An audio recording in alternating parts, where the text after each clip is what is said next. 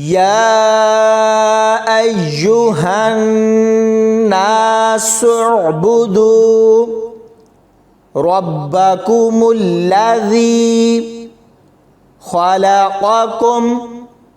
والذين من قبلكم لعلكم تتقون الذي جعل لكم الأرض